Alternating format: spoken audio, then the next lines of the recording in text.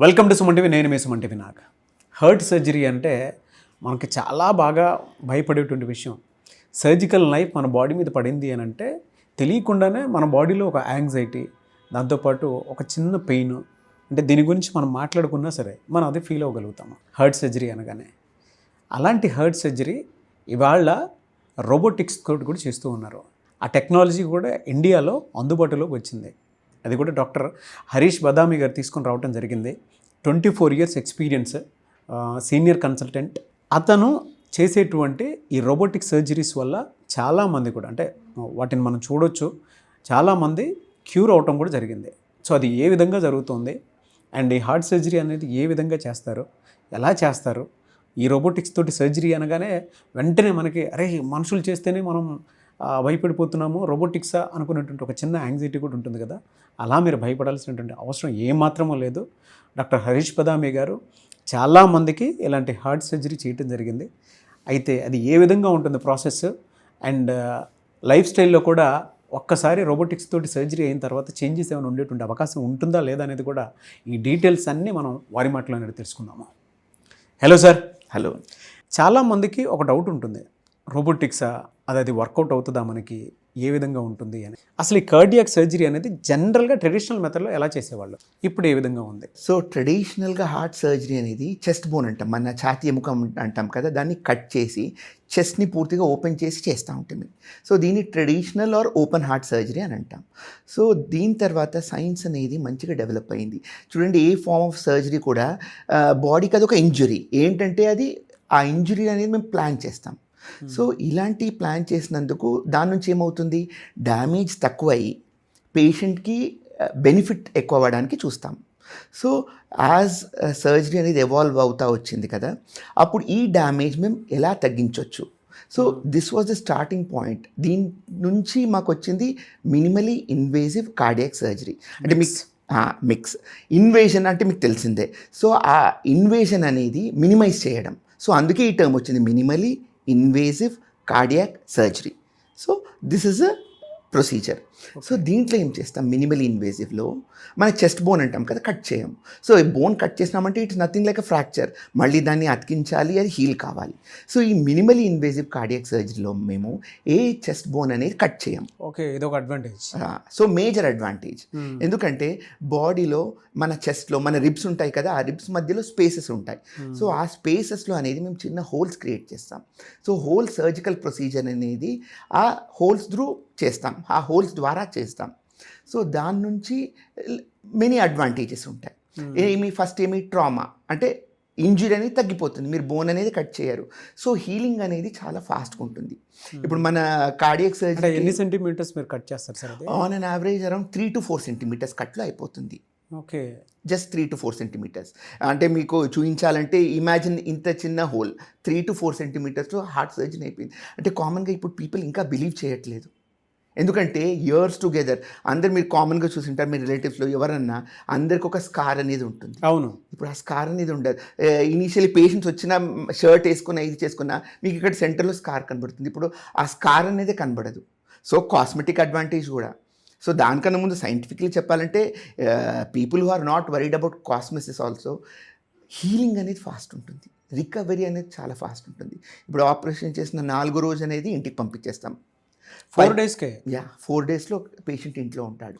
And most important thing ఏమంటే 15 రోజుల తర్వాత after 15 days he'll come back to his normal activities. అంటే operation కన్నా ముందు ఏం చేస్తున్నాడో ఎవ్రీథింగ్ అన్ని ఎలా సార్? అంటే బరువులు మోసుకోవచ్చు, ఏదైనా చేసుకోవచ్చండి. 100% ఎట్లా సార్, ఎలా ఏ విధంగా చెప్పగలుగుతున్నారు? ఎందుకంటే పేషెంట్ని చూసినామండి, I have done more than 1000 minimal invasive cardiac surgical procedures. And కామన్గా మేము అనుకుంటాం ఇప్పుడు ఎంతమంది ఈ నాలెడ్జ్ తెలిసినాక పేషెంట్ పొలాల్లో పని చేసుకుంటారు, వాళ్ళు కూడా వస్తారు.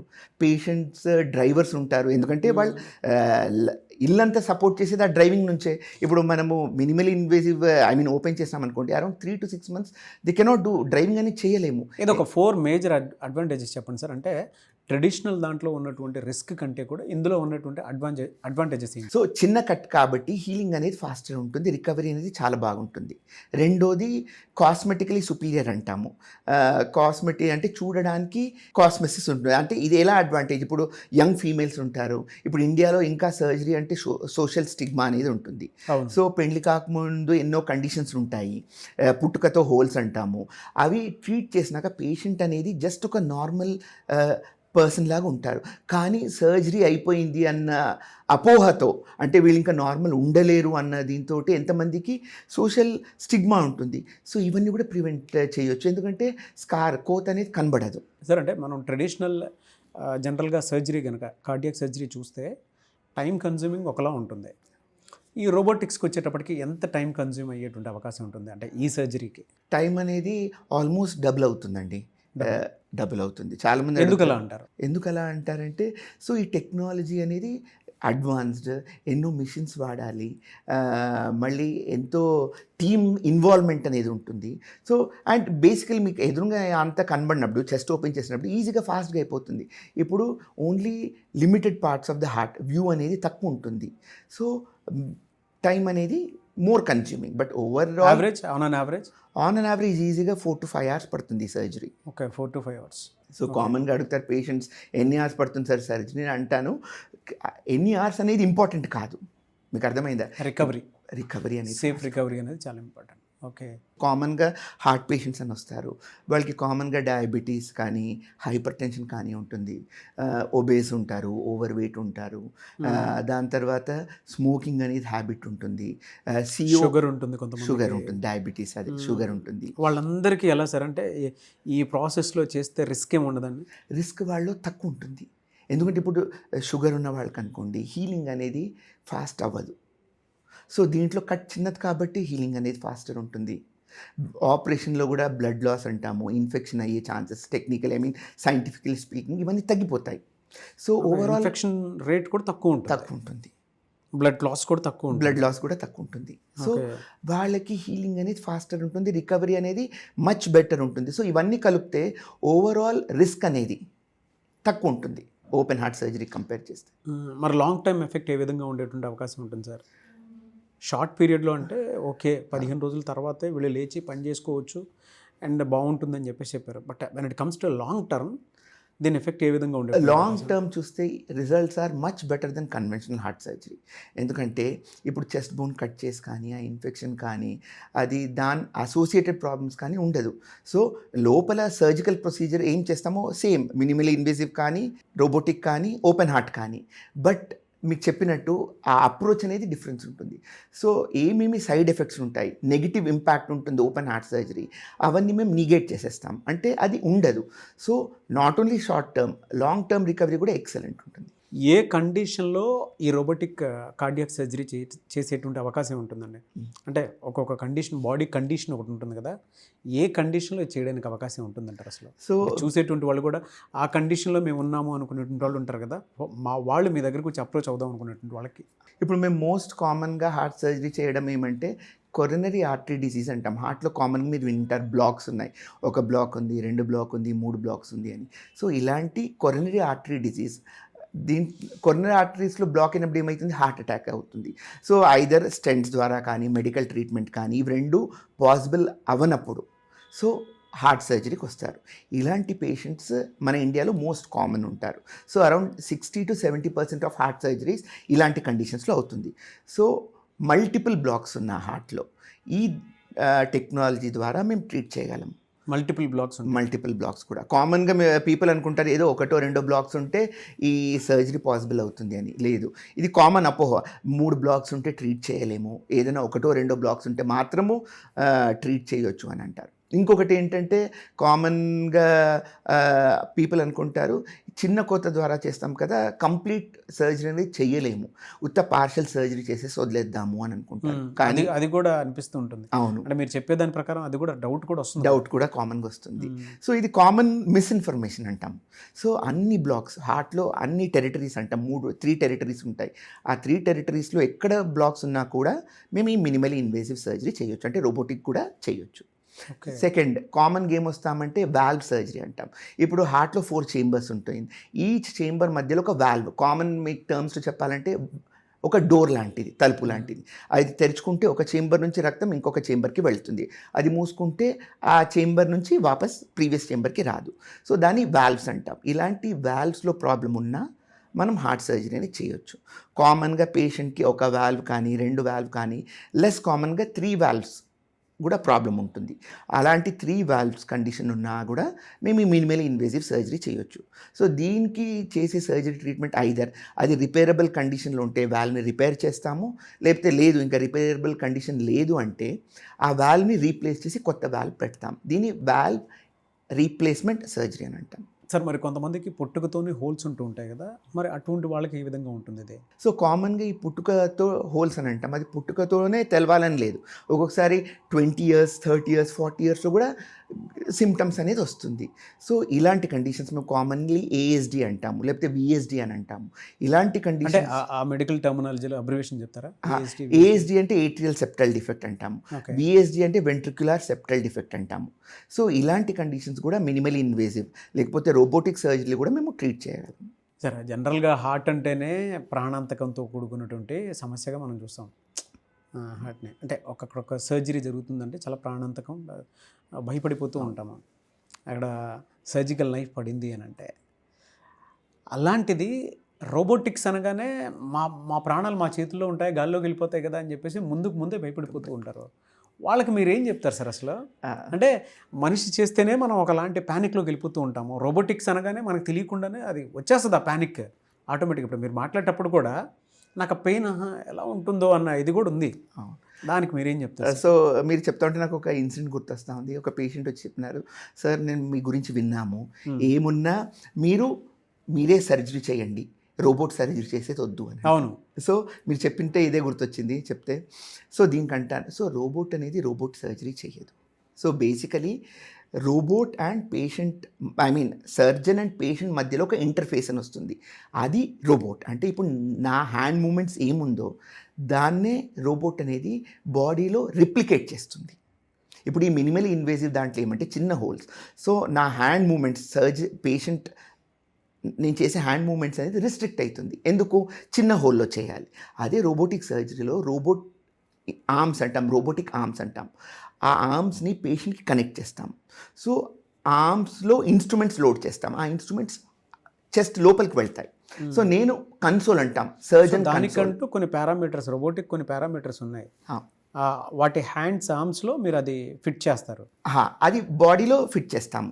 అయినాక సర్జన్ కన్సోల్ అని ఉంటుంది, సర్జన్ కన్సోల్ దగ్గర వచ్చి నేను ఆ సర్జికల్ ఆర్మ్స్ అంటాం, టాగల్ అంటాము, దాన్ని తీసుకొని ఆపరేట్ చేస్తాం. సో నేను ఏ మూమెంట్ నా ఆర్మ్తో చేసినా ఆ ఇన్స్ట్రుమెంట్ అనేది అది రిప్లికేట్ చేస్తుంది. మీకు అర్థమైందా?